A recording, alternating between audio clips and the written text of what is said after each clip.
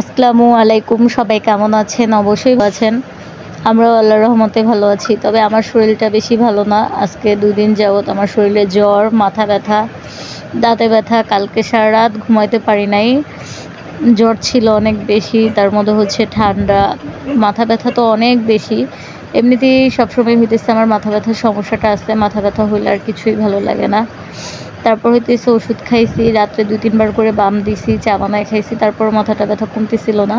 তো আজকে অনেক দিন পরে কিন্তু সিজদামণিদের স্কুল খুলেছে। শুধু সিজদামণিদের না, সব বাচ্চাদের স্কুল খুলে ফেলেছে। এতদিন তো দেশে যে পরিমাণ আন্দোলন হলো, সেই জন্য স্কুল কলেজ সবই বন্ধ ছিল। বাচ্চারাও হইতেছে পড়াশোনায় অনেকটা পিছিয়ে গিয়েছে। তো ইনশাল্লাহ সামনে মনে হয় না আর বন্ধ থাকবে, বাচ্চারাও আর পড়ালেখায় পিছনে পড়বে। তো সিজদামণিদের পরীক্ষা শেষ হওয়ার কথা ছিল আরও ২ সপ্তাহ আগে। এই আন্দোলনের জন্য কিন্তু ২ সপ্তাহ পিছিয়ে গেল। তো আজকে থেকে আবার পরীক্ষা শুরু। সিজদামণি তো অনেক খুশি, তার সব বন্ধুদের সাথে হচ্ছে আজকে তার দেখা হবে। আর আমরা এখান দিয়ে যে যাই, এখানে দিয়ে যাওয়ার সময় প্রতিদিন হইতেছে অনেক যে কুকুরগুলো আছে, কুকুরগুলো খুব ডিস্টার্ব করে, দেখলে ভেউ করতে থাকে। সিজদামণি ভয় পায়, আমিও ভয় পাই দেখলে। তো আমরা সিজদামণির স্কুলের সামনে চলে এসেছি। সিজদামণি হচ্ছে স্কুলের ভিতরে গিয়েছে। আমি তাকে বলেছি, তুমি স্কুলের ভিতরে গিয়ে জানালা দিয়ে আমাকে হাত দেখাও। ওই তো সিজদামণি স্কুলের জানালা দিয়ে আমাকে হাত দেখাইতেছে, টাটা দিতেছে। তো এখন হচ্ছে আমি বাসায় চলে যাব। আর সিজদামণি বাসায় যাওয়ার পরে হচ্ছে স্কুল থেকে যখন যাবে, তাকে হচ্ছে বাজারে নিয়ে যেতে হবে। সে অনেক দিন ধরে আমার কাছে আবদার করতেছিল, সে হচ্ছে পাঙ্গাস মাছ আর হচ্ছে চিংড়ি মাছ খাবে। আসলে এই সবাই তো সব জানেন, এখন দেশের যেরকম পরিস্থিতি, সব কিছুরই কিন্তু অনেক দাম। তো সিজদামণি স্কুল থেকে আসার পরে তাকে নিয়ে আমি বাজারে গিয়েছিলাম। বাজারে গিয়ে একটা পাঙ্গাস মাছ আনছি। এই দেখেন, মাছগুলো আমি ধুয়ে নিতেছি। মাছটা কিন্তু বেশি বড় ছিল না, মানে বেশি ছোটও না, বেশি বড়ও না। তো যেরকম পেরেছি মেয়ের আবদার মেটানোর জন্য একটা এনে দিছি।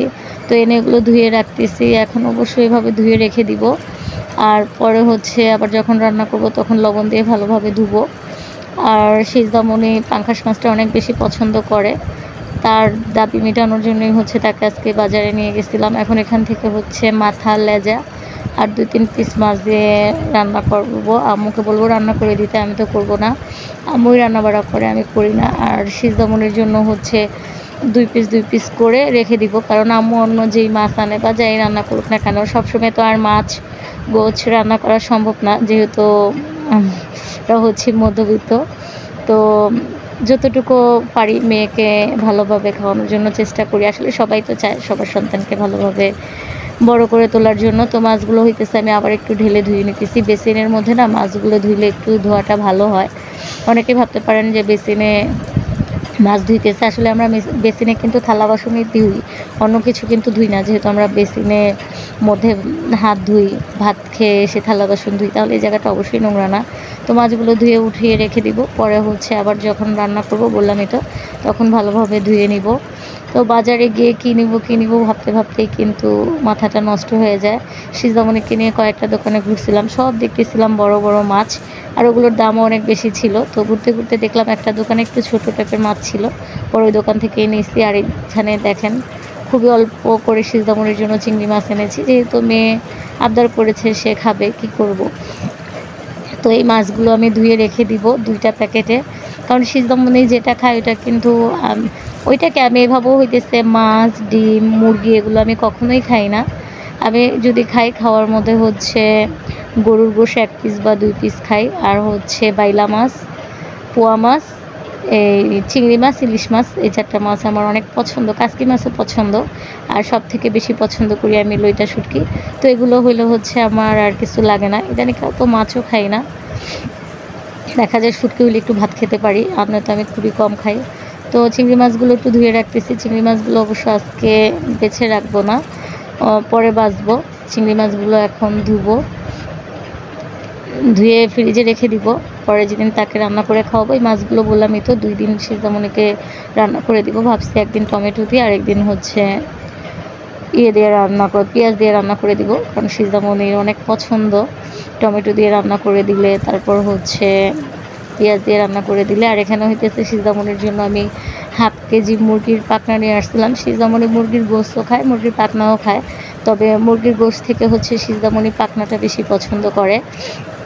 আর আমার কাছেও কেন জানি পাখনাটাই মনে হয় সিজদামণিকে খাওয়াইলে বেটার। দেখা যায় যদি 1 কেজি একটা মুরগি নিয়ে আসি, ওইটা হতেছে যখন আমরা কেটে রেডি করি তখন দেখা যায় ওই পাখনা বা হাড্ডির সাথে যে মাংসগুলো থাকে ওগুলো দিয়ে কিন্তু তত ভালো মাংস থাকে না, বুকের মাংসটাই মনে হয় বেশি সলিড থাকে।